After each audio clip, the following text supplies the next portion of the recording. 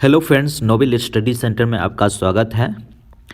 आज हम क्लास 6 के एनसीईआरटी हिस्ट्री का नेक्स्ट अध्याय लेकर आए हैं और अध्याय 6 में आज करेंगे हम नए प्रश्न और नए विचार। और इससे पहले हम 5 अध्याय कर चुके हैं और ये खासकर आपको सीटेट और अदर टीचिंग एग्ज़ाम में हेल्प करेगा। अगर आप क्लास 6 के स्टूडेंट हैं तो आप ये वीडियो देख सकते हैं, आपको भी हेल्प करेगा। और इसमें आज चर्चा करेंगे डिटेल्स में नए प्रश्न और नए विचार, इसके बारे में हम डिटेल्स में चर्चा करेंगे। और इसमें क्या दिया गया है, इसमें क्या क्वेश्चन है, इससे क्या क्वेश्चन भी बनेगा, ये सारी चीज़ों के बारे में चर्चा करेंगे। चलिए, सबसे पहले बुद्ध की कहानी दिया गया है, आप देख सकते हैं कि कहानी के बारे में थोड़ा पढ़ेंगे, जो कि गौतम बुद्ध से काफ़ी सारे क्वेश्चन भी पूछा जाता है सीटेट के एग्ज़ाम में। तो पढ़ते हैं गौतम बुद्ध के बारे में। बौद्ध धर्म के संस्थापक कौन थे? बौद्ध धर्म के संस्थापक गौतम बुद्ध जी, जिन्हें हम गौतम बुद्ध के नाम से जानते हैं। तो बौद्ध धर्म के संस्थापक सिद्धार्थ थे, ठीक है। उनका बचपन का नाम सिद्धार्थ था, जिन्हें गौतम के नाम से हम जानते हैं, जिन्हें हम गौतम के नाम से जानते हैं। उनका जन्म लगभग आज से 2500 वर्ष पूर्व हुआ था। यह वह समय था जब लोगों के जीवन में तेजी से परिवर्तन आ रहा था। और पिछले अध्याय में हम पढ़ भी चुके हैं, जैसे जहाँ पे महाजनपद का भी उदय होता है और कुछ राजा काफ़ी शक्तिशाली होते हैं और वहाँ पे जाके जो जितने भी जनपद थे, जैसे मगध जैसे जनपद थे जो कि काफ़ी शक्तिशाली था, और जो गंगा सोन नदी के आसपास जगह है बिहार में, वहीं पे ये महाजनपद का उत्पत्ति हुआ था। और कई कुछ महत्वपूर्ण जनपद थे, जैसे कि अंग हो गया, अंग का राजधानी था चंपा, काशी हो गया जिसका राजधानी था वाराणसी, और मगध जिसका राजधानी राजगिरी था। उसके बाद के कुछ राजा इस समय क्या हुए कि बहुत शक्तिशाली हो गए थे। हजारों सालों के बाद फिर से नगर उभर रहे थे और गांव के जीवन में क्या हो रहा था, बदलाव हो रहा था। हम अगले अध्याय में इसके बारे में डिटेल्स में चर्चा करेंगे। तो चलिए आगे बढ़ते हैं।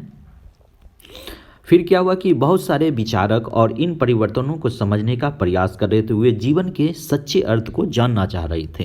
तो इन्हीं में से एक विचारक थे गौतम बुद्ध थे, जिनका बचपन का नाम क्या था, सिद्धार्थ था, और जिन्हें गौतम के नाम से भी जाना जाता था। उनका जन्म लगभग 2500 वर्ष पूर्व हुआ था। यह वह समय था जबकि लोगों के जीवन में क्या हो रहा था, बहुत तेजी से परिवर्तन आ रहा था। जहाँ पे महाजनपद का उदय हुआ था, जनपद का उदय हुआ था, और कुछ बहुत ज़्यादा शक्तिशाली भी हुए थे जनपद, और जहाँ पे गांव के जीवन में क्या आ रहा था, बदलाव भी आ रहा था। और बहुत सारे विचारक इन परिवर्तनों को समझने का प्रयास कर रहे थे, वो जीवन के सच्चे अर्थ को जानना चाहते थे। बुद्ध क्षत्रिय थे, क्या थे? बुद्ध क्षत्रिय थे, जो कि शाक नामक एक छोटे से गण से संबंधित थे। जो शाक एक छोटा सा गण था, उन्हीं से ये संबंधित थे। कौन? बुद्ध, जो कि क्षत्रिय थे। युवावस्था में ही ज्ञान की खोज में उन्होंने घर के सुखों को क्या किया, छोड़ दिया। अनेक वर्षों तक वो भ्रमण करते रहे और अन्य विचारकों से मिलकर चर्चा करते थे।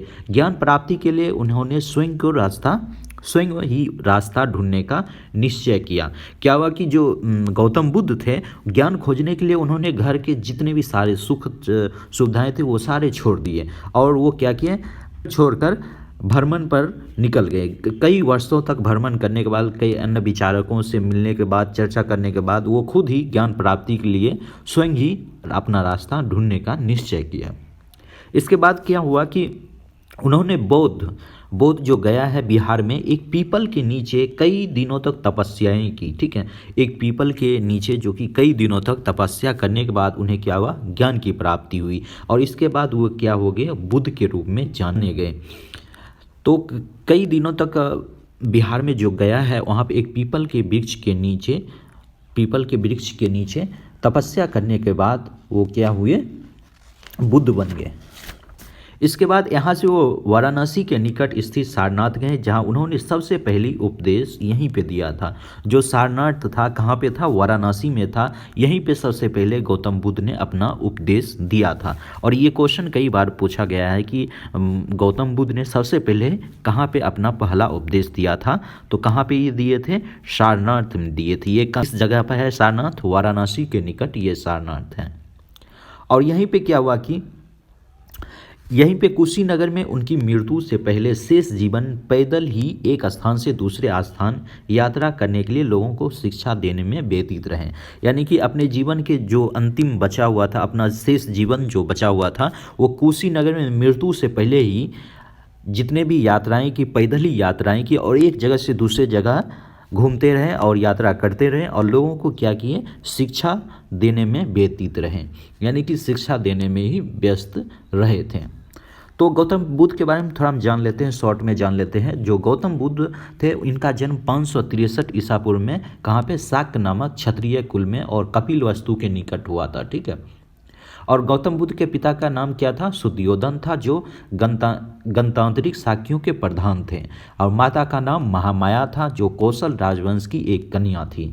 माता का नाम क्या था, महामाया, और पिता का नाम सुद्योधन। ये सारे क्वेश्चन एग्जाम में पूछा जाता है, इसलिए आप इसे अच्छे से याद कर लें। और क्या हुआ कि गौतम बुद्ध के जन्म के 7वें दिन ही माता का देहांत हो गया था, और इनके पालने पोसने का काम कौन किया था, प्रजापति गौतमी ने किया था। तो ये थोड़ा एक्स्ट्रा नॉलेज है, इसमें आप याद रखें और बुक से थोड़ा भी हट के आपको जानना काफ़ी ज़रूरी है, जो कि आपको एग्जाम में हेल्प करेगा। चलिए आगे। बुद्ध ने शिक्षा दी और यह जीवन में कष्टों से, दुखों से भरा हुआ है। यानी कि बुद्ध ने जो शिक्षा दिया था, उन्होंने बताया कि ये जो जीवन है वो कष्टों से भरा हुआ है, ठीक है।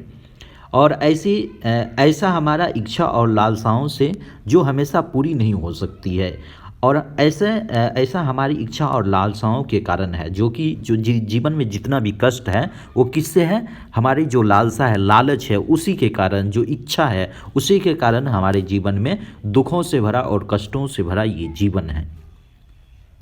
कभी कभी हम चाहते हैं कि वह प्राप्त कर लेने के बाद भी संतुष्ट होते हैं। यानी कि कभी कभी मान चलिए हम कुछ जो चीज़ चाहते हैं, मान चलिए आपका अभी प्रथम उद्देश्य होगा कि हम किसी तरह किसी भी स्कूल में एक टीचर बन जाए और नौकरी प्राप्त कर लें, तो इससे आपका जो इच्छा है वो पूरा नहीं हो सकता, आपका लालसा समाप्त नहीं हो सकता है। जो एक नीड है वो पूरा हो जाने के बाद दूसरा नीड आपके नज़दीक आ जाएगा, आपके सामने आ जाएगा। तो आप ये जो जीवन है इसी तरह लालसाओं से भरा हुआ, कष्टों से भरा हुआ, दुखों से भरा। इसी तरह बुद्ध ने कहा कि जो हमारी लालसा है, जो इच्छा है, इसी से हमें कष्ट और दुख मिला है, और यहीं से हमारा जीवन कष्टों से और दुखों से भरा हुआ है। एवं अधिक, जो अधिक शब्द है, अधिक यानी कि जितना हमें मिलता है उससे ज़्यादा सोचते हैं कि और अधिक और अधिक अधिक मिलते जाए। तो ऐसे में क्या होता है कि वस्तुओं को पाने की इच्छा करने लगते हैं, यानी कि बहुत सारे वस्तुओं की पाने की इच्छा कर लेते हैं। बुद्ध ने इस लिप्सा को क्या कहा, तृष्णा कहा, यानी कि तन्हा, यानी कि तृष्णा कहा। बुद्ध ने इसे क्या, इस लिप्सा को क्या कहा, तृष्णा कहा। बुद्ध ने शिक्षा दी और आत्म संयम अपनाकर हम ऐसी लालसा से मुक्ति पा सकते हैं। बुद्ध ने जो शिक्षा दिया था, उनका कहना था कि हम आत्म संयम, यानी कि अपनी लालसाओं पर, अपनी तृष्णाओं पर और अपनी इच्छाओं पर काबू पाकर, अपने आत्म संयम पर काबू पाकर इन सारी चीज़ों से हमें मुक्ति मिल सकती है। चलिए आगे बढ़ते। उन्होंने लोगों को दयालु होने, ठीक है, दयालु होने और मनुष्यों के साथ जानवरों के जीवन का भी आदर करने की शिक्षा दी है। बुद्ध ने क्या कहा कि हमें दयालु होना चाहिए और मनुष्यों के साथ जानवरों के साथ भी हमें आदर करने की भावना होनी चाहिए। वे मानते थे कि हमारे कर्मों के परिणाम चाहे वे अच्छे हों या बुरे हैं, हमारे वर्तमान जीवन के साथ साथ बाद के जीवन को भी प्रभावित करता है। बुद्ध ने अपनी शिक्षा सामान्य लोगों की प्राकृत भाषा में दिया था, ठीक है।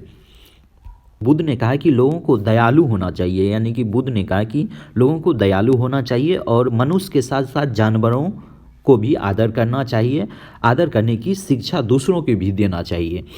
और हमारे कर्मों का जो परिणाम होता है, चाहे वो अच्छा हो या बुरा हो, वर्तमान जीवन के साथ साथ जो हमारा बाद का जीवन है वो भी प्रभावित होता है। और बुद्ध ने अपनी शिक्षा सामान्य लोगों में किस भाषा में दी है, प्राकृत भाषा में। ये क्वेश्चन काफ़ी बार पूछा जा चुका है। बुद्ध ने अपनी शिक्षा सामान्य लोगों में किस भाषा में दी है, प्राकृत भाषा में दी है। तो ये क्वेश्चन पूछा जाता है, आप याद इसे जरूर रखें। तो चलिए आगे हम बढ़ते हैं। यहाँ पे एक स्तूप देख सकते हैं आप, सारनाथ स्तूप है, और सबसे पहले यहीं पे ये उपदेश सर्वप्रथम अपना उपदेश दिए थे। इमारत को स्तूप के नाम से, यानी कि स्तूप के नाम से जाना जाता है, ये आप पढ़ सकते हैं। और सर्वप्रथम उपदेश दिए थे। इस घटना की स्मृति में यहाँ स्तूप का निर्माण किया गया है, और इसे स्तूप के बारे में हम यानी कि अगले अध्याय में और डिटेल्स में चर्चा करेंगे। चलिए आगे हम बढ़ते हैं।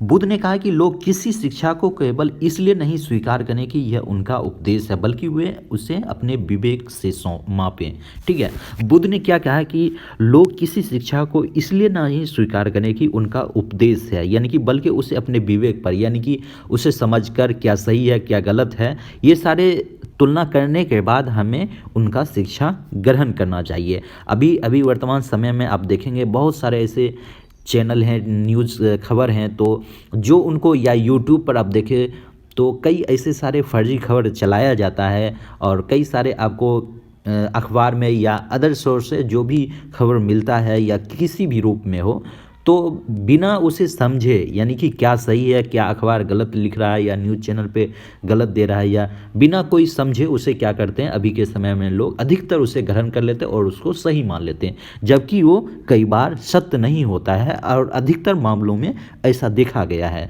तो इसलिए हमें अपने विवेक पर भरोसा करना चाहिए, क्या सही है क्या गलत है उसके बारे में हमें समझकर उसके बाद हमें कोई भी चीज़ को अपनाना चाहिए, या किसी का उपदेश हो या किसी का वचन हो, तो अपने विवेक पर ही मापकर उसको अपनाना चाहिए। चलिए आगे बढ़ते हैं। तो चलिए हम थोड़ा उपनिषद के बारे में देखते हैं। जिस समय बुद्ध उपदेश दे रहे थे उसी समय या उससे थोड़ा भी पहले दूसरे अन्य चिंतक भी कठिन प्रश्नों का उत्तर ढूंढने का प्रयास कर रहे थे, जो उपनिषद के बारे में दिया गया है। बुद्ध जिस समय अपना उपदेश दे रहे थे उसी समय कई ऐसे चिंतक थे जो कठिन प्रश्नों का अपना उत्तर ढूंढने का प्रयास कर रहे थे। उनमें से कुछ मृत्यु के बाद जीवन के बारे में जानना चाहते थे, जबकि अन्य यज्ञों की उपयोगिता के बारे में जानने के उत्सुक थे। इनमें से अधिकांश चिंतकों का यह मानना था कि इस विश्व में कुछ तो ऐसा है जो कि अस्थायी है और जो ये मृत्यु के बाद भी बचा रहता है। उन्होंने वर्णन आत्मा का किया है, ठीक है, ब्रह्म और सार्वभौम आत्मा के रूप में किया। वो मानते हैं कि आत्मा ब्रह्म एक ही है, ठीक है, वो मानते हैं कि आत्मा और ब्रह्म एक ही है। जिस समय बुद्ध अपना उपदेश दे रहे थे उसी समय कई ऐसे चिंतक भी थे जो कि कठिन प्रश्नों का उत्तर ढूंढने का प्रयास कर रहे थे। उनमें से एक था मृत्यु के बाद क्या जीवन के बारे में जानना चाहते थे, और अन्य जो लोग थे यज्ञों की उपयोगिता के बारे में जानने के उत्सुक थे। इनमें से अधिकांश चिंतकों का यह मानना था कि विश्व में तो कुछ ऐसा है जो कि अस्थायी है और जो मृत्यु के बाद भी बचा रहता है, और उन्होंने ऐसा वर्णन आत्मा और ब्रह्म सार्वभौम आत्मा के रूप में किया। वो मानते हैं कि आत्मा ब्रह्म एक ही है। भारतीय दर्शन का 6 पद्धति जो है उसके बारे में थोड़ा चर्चा कर लेते हैं। सदियों से भारत द्वारा सत्य और बौद्धिक खोज का प्रतिनिधित्व दर्शन की 6 शाखाओं ने किया है, ठीक है, जो है वैशेषिक, न्याय, सांख्य, योग, पूर्व मीमांसा, वेदांत, उत्तर मीमांसा के नाम से जाना जाता है। ये जो 6 दर्शन है कौन है, ये वैशेषिक यानी कि जो न्याय है, सांख्य है, योग, पूर्व मीमांसा और वेदांत उत्तर मीमांसा के नाम से जाने जाते हैं। दर्शन के इन 6 पद्धतियों की स्थापना किसने की है? ऋषि कनाद ने की है, गौतम ने किया है, कपिल ने किया है, पतंजलि ने किया है, जैमिनी ने किया है, व्यास के द्वारा की गई मानी जाती है, ठीक है। जो यहाँ पे जो मीमांसा, वेदांत का, सांख्य दर्शन है, ये सारे इन्होंने ऋषि कनाद ने किया था, और ये 6 जो दर्शन है ये अलग अलग ऋषियों के द्वारा किया गया था, जो आज भी भारत में बौद्धिक चर्चा को क्या देता है, दिशा देता है। तो इसके बारे में एक जर्मन मूल के ब्रिटिश भारतविद फ्रेडरिक मैक्समूलर के अनुसार दर्शन की इन 6 शाखाओं का विकास कई पीढ़ियों के दौरान और व्यक्तिगत विचारों के योगदान से हो। यद्यपि एक दूसरे से भिन्न दिखते हैं तथापि सत्य की इनकी समझ में आधारभूत तालमेल दिखता है। जो सत्य का बात है, जो सत्य के बारे में सोच है, इन सब का सब एक ना एक उसमें तालमेल दिखता है, एक समानता दिखता है, एक इक्वलिटी दिखता है, ठीक है, सत्य के बारे में। तो चलिए आगे हम बढ़ते हैं। यहाँ पर देखते हैं ऐसे कई विचारकों का संकलन कहाँ पे मिलता है, उपनिषद में मिलता है। जो ऐसे कई सारे विचार हैं जिनका संकलन उपनिषद में मिलता है। उपनिषद उत्तर वैदिक ग्रंथों का हिस्सा है, उत्तर वैदिक जो ग्रंथ है उसी का एक हिस्सा है। उपनिषद का शाब्दिक अर्थ क्या होता है, गुरु के समीप बैठना। इन ग्रंथों में अध्यापकों और विद्यार्थियों के बातचीत का संकलन किया जाता है। प्रायः ये विचार समान वार्तालाप के रूप में किए जाते हैं।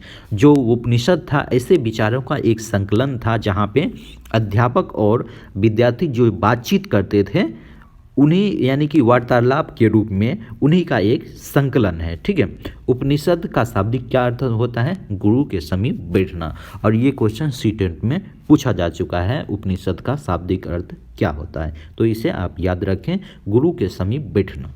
तो चलिए आगे बढ़ते हैं। ये आप एक स्टोरी है, ये आप पढ़ सकते हैं बुद्धिमानी भिखारी के बारे में, और ये आप पढ़कर समझ सकते हैं। और ये कहानी से आपको क्या सीख मिला आप कमेंट कर हमें ज़रूर बताइएगा।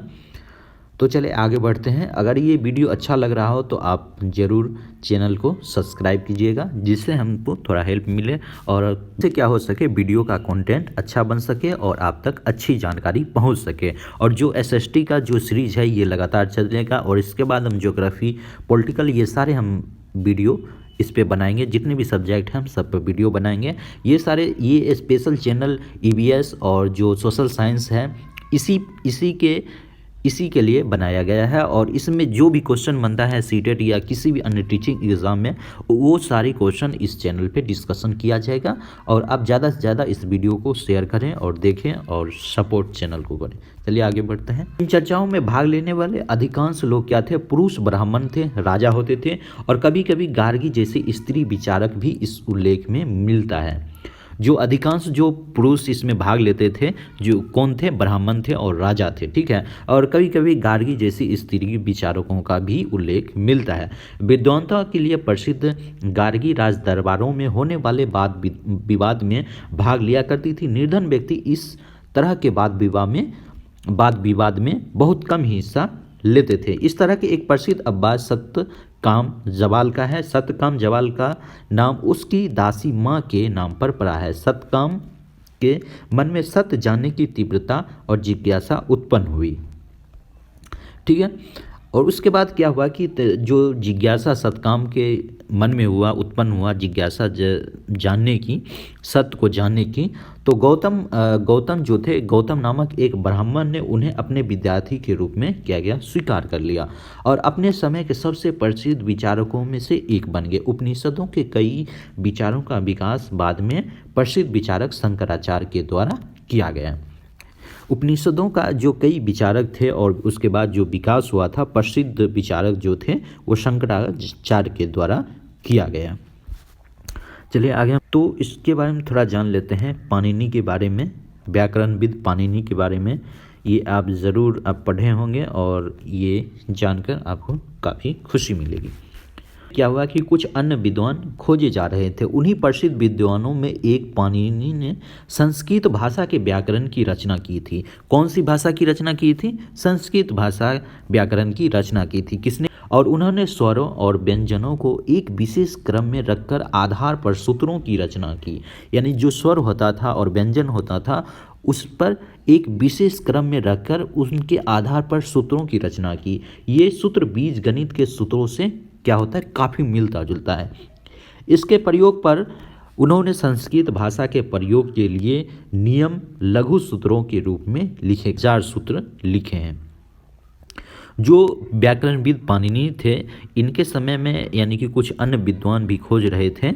इस युग में कुछ अन्य विद्वान भी खोज रहे थे कि उन्हीं में से सबसे प्रसिद्ध विद्वान थे पाणिनि, जो क्या थे? संस्कृत भाषा के व्याकरण की ने संस्कृत भाषा व्याकरण की रचना की और उन्होंने स्वरों और व्यंजनों की एक विशेष क्रम बनाकर आधार पर सूत्रों की क्या की रचना की। और लगभग बीज गणित के सूत्रों में काफ़ी इससे मिलता जुलता है और इसका प्रयोग लगभग संस्कृत भाषा के प्रयोग के नियम में लघु सूत्रों के रूप में लिखे गए हैं। लगभग कितने हैं? 3000। तो जैन धर्म के बारे में आप जानते हैं। इस युग में क्या हुआ कि इसी युग में अर्थात जो लगभग 2500 वर्ष पूर्व जैन धर्म के 24वें तीर्थंकर, अंतिम तीर्थंकर जो थे वर्धमान महावीर ने अपने विचारों का प्रसार किया था। ठीक है, वह वज्जी संघ के लिच्छवी कुल के एक क्षत्रिय राजकुमार थे। ये कहाँ के राजकुमार थे? वज्जी संघ के लिच्छवी क्षत्रिय कुल के, लिच्छवी कुल के एक राजकुमार थे। ठीक है, इस संघ के विषय में यानी कि आगे वाले अध्याय में हम पढ़ेंगे 30 वर्ष की आयु में उन्होंने क्या किया, घर छोड़ दिया था और जंगल में रहने लगे थे। 12 वर्ष तक उन्होंने कठिन वो एकाकी जीवन व्यतीत किया और इसके बाद उन्हें क्या हुआ, ज्ञान की प्राप्ति हुई। जैन धर्म कहाँ से निकला है, एक शब्द है जीन शब्द से निकला, जिसका अर्थ होता है कि विजेता, यानी कि किसी पे विजय प्राप्त कर लेना। ठीक है, यहीं पे 2500 वर्ष पूर्व क्या हुआ कि जैन धर्म के जो 24वें तीर्थंकर थे और अंतिम तीर्थंकर वर्धमान महावीर ने अपने विचारों का क्या किया, प्रसार किया था। वो वज्जी संघ के एक लिच्छवी कुल के क्या थे, क्षत्रिय राजकुमार थे। चलिए थोड़ा महावीर के जन्म के बारे में थोड़ा जान लेते हैं। महावीर स्वामी का जन्म कब हुआ था, 540 ईसा पूर्व में। कहाँ पे, कुंडन ग्राम वैशाली में हुआ था। और उनके पिता का नाम सिद्धार्थ था, जो क्षत्रिय कुल के प्रधान थे। यहाँ पे ये क्षत्रिय कुल के राजकुमार थे। और इनका माता का नाम त्रिशला थी, जो लिच्छवी नरेश चेटक की बहन थी। जो महावीर थे, इनके माता का नाम त्रिशला और लिच्छवी नरेश चेटक की बहन थी। और महावीर के बचपन का नाम क्या था, वर्धमान था। महावीर के बचपन का नाम क्या था, वर्धमान था। यहाँ पे आप देख सकते हैं। उनकी शिक्षा सरल थी। सत्य जानने की इच्छा रखने वाले प्रत्येक स्त्री और पुरुष को अपना घर छोड़ देना चाहिए। यानी कि जो उनका शिक्षा था, महावीर और वर्धमान का जो उनका एक ही सरल शिक्षा था कि सत्य जानने की इच्छा रखने वाले प्रत्येक स्त्री और पुरुष को अपना घर क्या करना चाहिए, छोड़ देना चाहिए। जो कि अभी के वर्तमान आधुनिक दुनिया में ये अब संभव नहीं है। जो ये कब की समय है, लगभग 2500 वर्ष पूर्व ये सारी घटनाएं होती थी और ऐसा होता था। जो लोग सत्य की खोज में निकलते थे, वो अपना घर बार हर चीज़ से वो त्याग कर देते थे। जैसे कई वर्षों पहले आप देखेंगे कि पिछले अध्याय में भी हम चर्चा कर चुके हैं कि कई ऋषि मुनि क्या करते थे, जंगल में तपस्या करते थे, वो सत्य की खोज में लगे रहते थे। तो यहीं पे क्या हुआ कि उन्हें अहिंसा के नियमों का कड़ाई से पालन करना चाहिए। यानी कि जो स्त्री पुरुष सत्य की खोज की इच्छा रखने वाले हैं, उन्हें क्या करना चाहिए, अहिंसा के नियमों, जो अहिंसा यानी हिंसा नहीं करना, मारपीट नहीं करना, किसी को कष्ट नहीं देना, ये सारे जो नियम हैं इनको कड़ाई से पालन करना चाहिए। और यही अहिंसा के बदौलत महात्मा गांधी ने भारत को आज़ाद करवाया था। चाहे अंग्रेज उन्हें कितना भी कष्ट देते थे, वो हिंसा का सहारा नहीं लेते थे। तो यहीं से ये शब्द अहिंसा को अपनाया गया महात्मा गांधी के द्वारा, आप इसे याद रखिएगा। अर्थात किसी भी जीवन को ना तो कष्ट देना चाहिए, यानी कि किसी के भी जीवन को, चाहे वो जानवर भी हो, कोई भी हो, उनके जीवन को कष्ट नहीं देना था, उसकी हत्या नहीं करना चाहिए। महावीर का कहना था कि सभी जो जीव हैं, जीना चाहते हैं, सभी के जीवन प्रिय है। जो भी जीव है, चाहे छोटा चींटी भी हो या बड़ा जानवर हो, सबका अपना अपना जीवन बहुत ही प्रिय है। महावीर ने अपनी शिक्षा का प्राकृत में दिया। जो अपनी शिक्षा किस भाषा में दिया था, महावीर ने प्राकृत में दिया था। और गौतम बुद्ध ने भी अपनी शिक्षा प्राकृत में ही दिया था। यही कारण है कि साधारण जन भी उनके साथ और उनके अनुयायियों की शिक्षाओं को समझ सके। यानी कि जो उस समय की आम लोगों की भाषाएं थी, देश के अलग अलग हिस्सों में क्या हुआ कि देश के अलग अलग हिस्सों में प्राकृत के अलग अलग रूप में प्रचलित थे। यानी कि जो प्राकृत भाषा था, देश के अलग अलग हिस्सों में प्राकृत के अलग अलग रूप में प्रचलित थे। प्रचलन के क्षेत्र के आधार पर ही उनके अलग अलग नाम थे। जैसे मगध में बोली जाने वाली प्राकृत और मगधी कहलाती थी। जो मगध में जो बोला जाता था, वो क्या कहलाता था, प्राकृत मगधी कहलाता था। ठीक है, आगे हम देखते हैं। जैन नाम से जाने गए महावीर के अनुयायियों को भोजन के लिए क्या करना पड़ता था, भिक्षा मांगना पड़ता था। भोजन के लिए उन्हें भिक्षा मांगकर सदा जीवन व्यतीत करना होता था। और उन्हें पूरी तरह से ईमानदार होना पड़ता था और चोरी ना करने की उन्हें सख्त हिदायत दी जाती थी। और उन्हें ब्रह्मचर्य का भी पालन करने का सख्त हिदायत दिया जाता था। पुरुषों को वस्त्रों सहित सब कुछ त्याग देना पड़ता था। यानी कि जो महावीर का जो जीवन पद्धति था, उनमें क्या था कि जैन नाम से जो भी महावीर के अनुयायी बने थे, उन्हें जीवन भर भोजन के लिए क्या करना पड़ता था, भिक्षा मांगना पड़ता था। और भिक्षा मांग कर ही जीवन बिताते थे। और उसके बाद क्या करना पड़ता था, ईमानदारी बरतना पड़ता था, ईमानदार बनना पड़ता था। चोरी नहीं करने की सख्त हिदायत दी जाती थी। और ब्रह्मचर्य का क्या करना पड़ता था, पालन करना पड़ता था। पुरुषों को वस्त्रों सहित क्या करना होता था, सब कुछ त्याग कर देना होता था, यानी कि वस्त्र भी उतना महत्व नहीं रहता था उनके लिए। चलिए आगे हम बढ़ते हैं। यहाँ पे हम देख सकते हैं जैन शब्द किससे निकला है, ये आप पढ़ सकते हैं, हम बता चुके हैं पहले ही। जैन शब्द जिन शब्द से निकला है जिसका अर्थ होता है विजेता। तो चलिए हम आगे देखते हैं। अधिकांश व्यक्तियों के लिए ऐसे कड़े नियमों का पालन करना क्या हुआ कि बहुत ही कठिन हो गया। चलिए आगे देखते हैं। मुख्यतः क्या हुआ कि जैन धर्म का समर्थन किसने किया? व्यापारियों ने तो किया, लेकिन किसानों के लिए इन सारे नियमों का पालन करना क्या हुआ, काफ़ी कठिन हो गया था, क्योंकि फसल की रक्षा करने के लिए उन्हें क्या करना पड़ता था, कई सारे कीड़े मकोड़ों को मारना पड़ता था। और गौतम बुद्ध, ये जो महावीर का धर्म का जो सिद्धांत था कि किसी भी जानवर हो या कीड़े मकोड़े, सबका अपना जीवन प्यारा होता है और किसी की हत्या नहीं करना चाहिए, और ये सारे नियम बनाए गए थे। लेकिन किसानों के लिए इसका पालन करना काफ़ी कठिन हो गया था और कीड़े मकोड़ों को फसल की रक्षा करने के लिए मारना पड़ता था। क्या हुआ कि बाद की सदियों में जैन धर्म कहाँ पे फैला? उत्तर भारत के कई हिस्सों के साथ साथ गुजरात, तमिलनाडु और कर्नाटक में भी फैल गया। तो बाद के सदियों में उत्तर भारत, कर्नाटक, तमिलनाडु, गुजरात में फैल गया ये धर्म और महावीर और उनके अनुयायियों को शिक्षाएं कई शताब्दियों तक मौखिक रूप में ही रही। जो महावीर के अनुयायी थे और महावीर थे, उनका जो शिक्षा होता था वो कई शताब्दियों तक, यानी कि मुंह से ही बोला जाता था और उन्हीं के रूप में जो बोल दिया उसी के रूप में उनका शिक्षा होता था। बाद में क्या हुआ कि वर्तमान रूप में उपलब्ध जैन धर्म की शिक्षाएं लगभग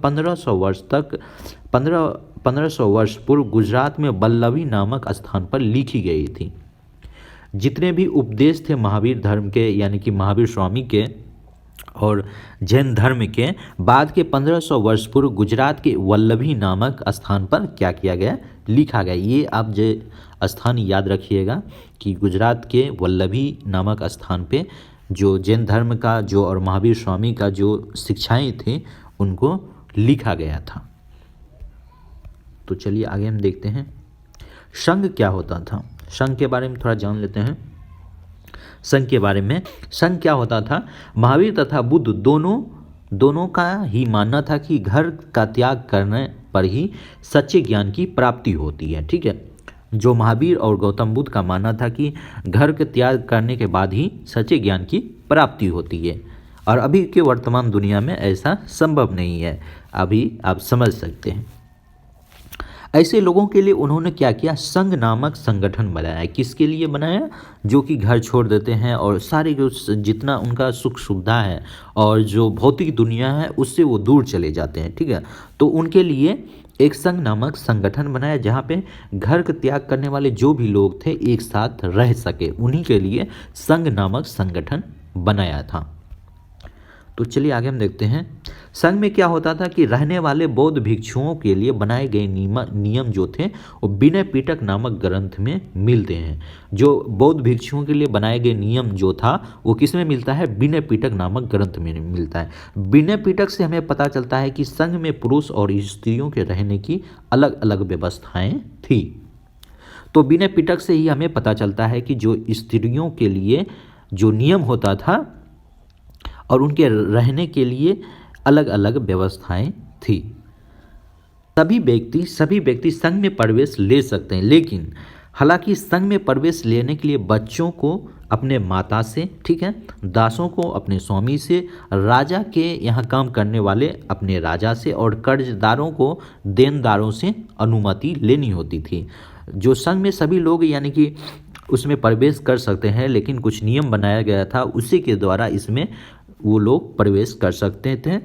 जैसे जो संघ में जो भी लोग प्रवेश लेते हैं, जैसे बच्चा है तो अपने माता पिता से पूछ कर आ सकते हैं, और जो दास होते थे वो अपने स्वामी से अनुमति लेना पड़ता था, और जो राजा होता था, राजा के यहाँ काम करने वाले, उनको राजा से और कर्जदारों को देनदारों से अनुमति लेना होता था। और उसके बाद स्त्री को इसके लिए अपने पति से अनुमति लेना पड़ता था। जो स्त्री होता था उसको अपने पति से अनुमति लेना पड़ता था। चलिए आगे हम देखते हैं। संघ में प्रवेश लेने वाले स्त्री पुरुष बहुत ही सादा जीवन व्यतीत करते थे। वे अपना अधिकांश समय कहाँ पर बिताते थे? ध्यान करने में ही बिता देते थे, और दिन के एक निश्चित समय में वह शहरों गांव में जाकर भिक्षा मांगते थे।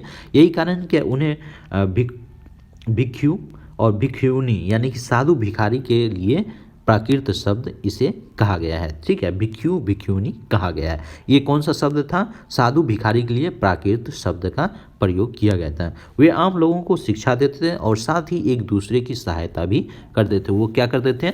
जो भिक्षा मांगकर वो अपना जीवन व्यतीत करते थे, तो वो इसके लिए, इसके बदले लोगों को शिक्षा देते थे और एक दूसरे को सहायता करते। जो क्या हुआ कि आपसी जो लड़ाई होता था उसको क्या हुआ कि आपसी में बैठकर निपटारा किया जाता था। ठीक है, संघ में प्रवेश लेने वाले ब्राह्मण, क्षत्रिय, व्यापारी, मजदूर, नाई, गणिकाएं और दास शामिल थे। ठीक है, इसमें जितने भी लोग थे, जो ब्राह्मण हो सकते हैं या क्षत्रिय, व्यापारी, मजदूर, नाई, ये सारे लोग संघ में प्रवेश ले सकते हैं, दास भी ले सकते हैं। और आप देखेंगे कि इसलिए ये धर्म यानी बौद्ध धर्म आगे जाकर कई उपमहाद्वीप में जाकर फैला था। तो इनका यही खासियत था कि बुद्ध धर्म में कि बौद्ध धर्म में ये खासियत था कि इसमें जाति व्यवस्थाएं को साफ सिरे से नकार दिया गया। और इसलिए बौद्ध धर्म यानी कि उस समय अगर आप देखेंगे, हिस्ट्री भी पढ़ेंगे, तो क्या हुआ कि बौद्ध धर्म इतना प्रचलित हो गया कि जो हिंदू धर्म था वो उनकी जनसंख्या धीरे धीरे कम होने लगी और जो हिंदू धर्म के मानने वाले लोग थे उनका अनुयायी धीरे धीरे कम होते गया। यहाँ पे जो वर्ण व्यवस्थाएं थी वो सारे समाप्त, कोई भी इसमें संघ में भागीदारी यानी कि इस संघ में प्रवेश कर सकता है। जबकि आप हिंदू धर्म देखेंगे, जो दास होते थे उनको वेदों की अनुमति नहीं दी जाती थी, वेद पढ़ने की, और जो कई सारी सभाएं होते थे उनको महिलाओं को और शूद्रों को वहाँ पे अनुमति नहीं होता था वेद पढ़ने की, या कई भी सभाओं में शामिल होने का अनुमति नहीं मिलता था। और यहाँ पे ये सारे छूट दिया गया था। इसलिए बौद्ध धर्म धीरे जाकर आगे चलकर काफ़ी प्रचलित हुआ था और इसके बाद चीन, इंडोनेशिया और कई उपमहाद्वीप के देश में फैला। और इसके बाद क्या हुआ कि कई लोगों ने बुद्ध की शिक्षाओं के विषय में लिखा था और लोगों ने संघ में अपने जीवन के विषय में सुंदर सुंदर कविताएं भी लिखी। तो चलिए आगे हम देखते हैं, बिहार के बारे में जान लेते हैं थोड़ा। यहाँ पे आप देख सकते हैं, यहाँ पे बिहार उस जगह को कहा जाता था, यहाँ पे देख सकते हैं पहाड़ी को काटकर एक बनाया गया गुफा था कार्ले, जो कि वर्तमान महाराष्ट्र में स्थित यह गुफा है। यहाँ पर जो भिक्षा मांगने वाले लोग होते थे वो यहीं पे शरण लेकर यहीं पर रहते थे। ये आप गुफा देख सकते हैं, यहाँ पे ये देख सकते हैं गुफा, ये गुफा आप देख सकते हैं। तो चलिए हम आगे चर्चा करते हैं, बिहार के बारे में थोड़ा जानते हैं। भिक्षु होते थे, पूरे साल एक स्थान से दूसरे स्थान घूमते थे और क्या देते थे? उपदेश देते थे। केवल कहाँ पे? वर्षा ऋतु में ही जब यात्रा करना कठिन हो जाता था तो एक स्थान से दूसरे स्थान निवास यानी कि कठिन हो जाता, यात्रा करना काफ़ी कठिन हो जाता था तो वे एक स्थान पर ही निवास करते थे। ऐसा समय में वे अपने अनुयायियों द्वारा उद्यानों में बनाए गए जो अस्थायी निवास होता था उन्हीं में वो पहाड़ी क्षेत्रों की प्राकृतिक गुफा में रहते थे। क्या हुआ कि जो बिहार होता था, बिहार बौद्ध धर्म के जो भिक्षु होते थे धर्म के पूरे साल एक स्थान से दूसरे स्थान उपदेश देने का काम करते थे। लेकिन जब वर्षा ऋतु आता था, यह वही समय है जहाँ पे यात्रा कठिन हो जाता था और वो फिर क्या करते थे? एक स्थान पर ही निवास करते थे। वर्षा ऋतु में वो कहीं नहीं जाते थे। तो इससे एक क्वेश्चन भी बनता है कि गौतम बुद्ध जो बौद्ध धर्म के प्रवर्तक थे वो किस समय यानी किस ऋतु में अपनी यात्राएं नहीं करते थे? वर्षा ऋतु में ही गौतम बुद्ध यात्राएं नहीं करते थे। क्या होता था कि रास्ता काफ़ी कठिन हो जाता था, इससे उन्हें क्या करना पड़ता? एक ही जगह निवास करना पड़ता था। और जो उनके अनुयायी होते थे, जो बौद्ध धर्म के मानने वाले लोग होते थे, उनके द्वारा जो उद्यान बनाया गया या गुफा बनवाया जाता था वो वहीं पर रहते थे। ठीक है, आगे बढ़ते हैं। जैसे जैसे समय बीतता गया और भिक्षु और भिक्षुणियों ने स्वयं उनके समर्थकों ने अधिक अस्थायी शरण स्थलों की आवश्यकता की अनुभव की, तब जाकर क्या हुआ कि कई शरण स्थल बनाए गए जिसे क्या कहा गया?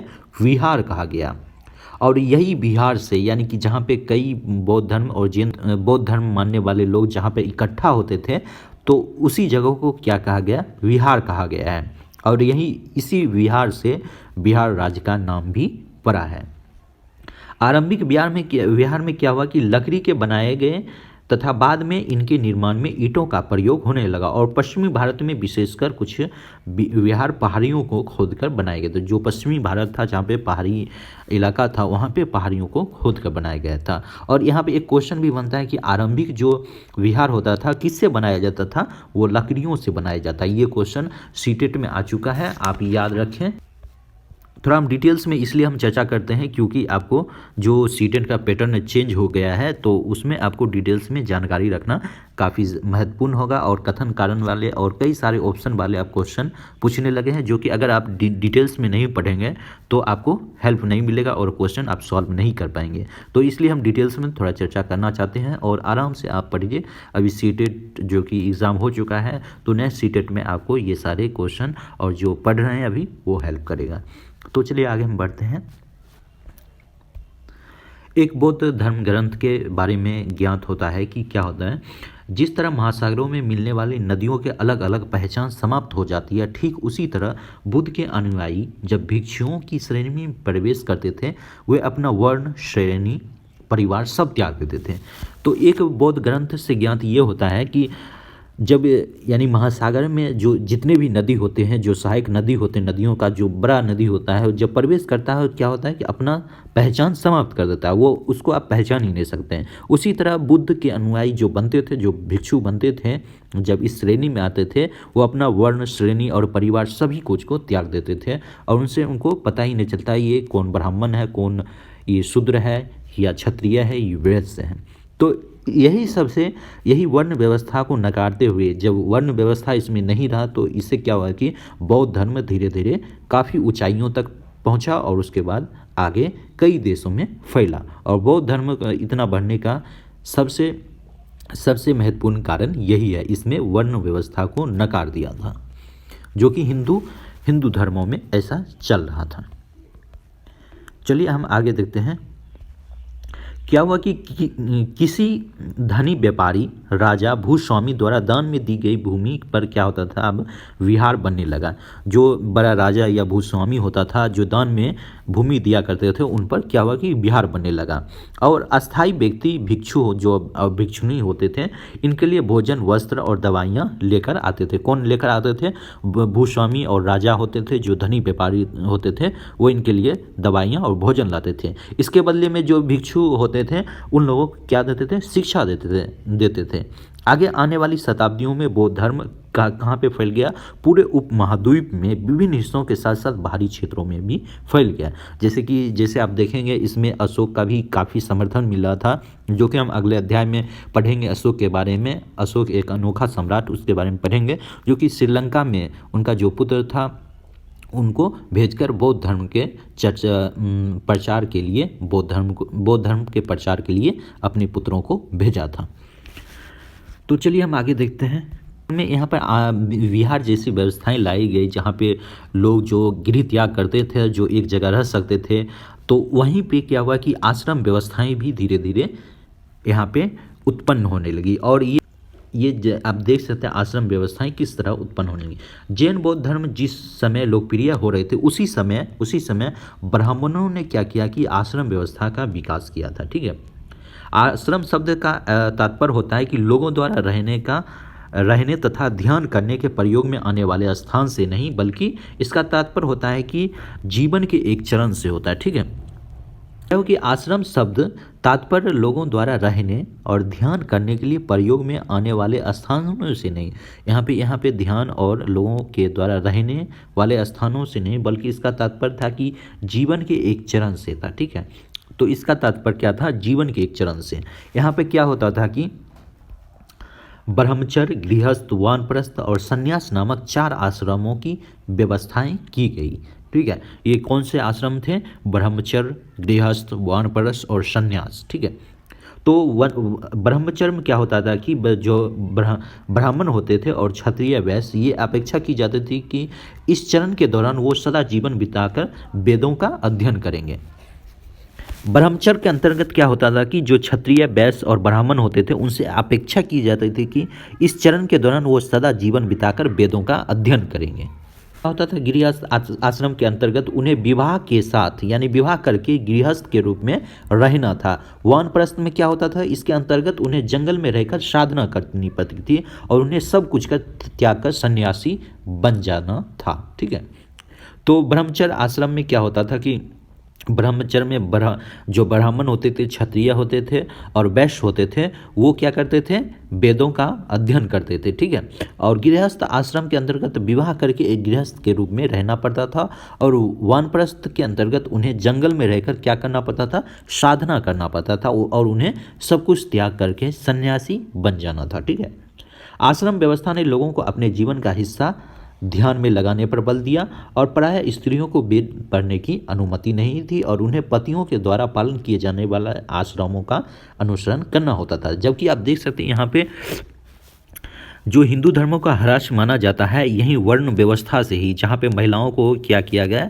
वेदों से काफ़ी हटा दिया गया, शिक्षाओं से दूर हटा दिया गया। जो शूद्रों को उनको शिक्षाओं का अधिकार नहीं दिया गया, वेद पढ़ने का अधिकार नहीं दिया गया। अब वहीं पे आप देखेंगे बौद्ध धर्म में जो इतना ऊंचाइयों पर पहुंचा और कई देशों में फैला, उनका कारण उसमें वर्ण व्यवस्था को समाप्त कर दिया गया। और जो लोग बौद्ध धर्म अपनाते थे और जो भिक्षु बनते थे वो सारी चीज़ त्याग करके एक जगह आ जाते थे और उनसे ये पता चलता है बाद में कि इससे ये होता है कि वहाँ पे जन्म यानी कि जन्म कहाँ पे हुआ, किस कुल के हैं, किस गोत्र के हैं, ये सारी चीज़ मिट जाती है और सभी लोग एक समान हो जाते हैं। तो इसी तरह बौद्ध धर्मों का आगे चल के काफ़ी ऊंचाइयों पर पहुँचा।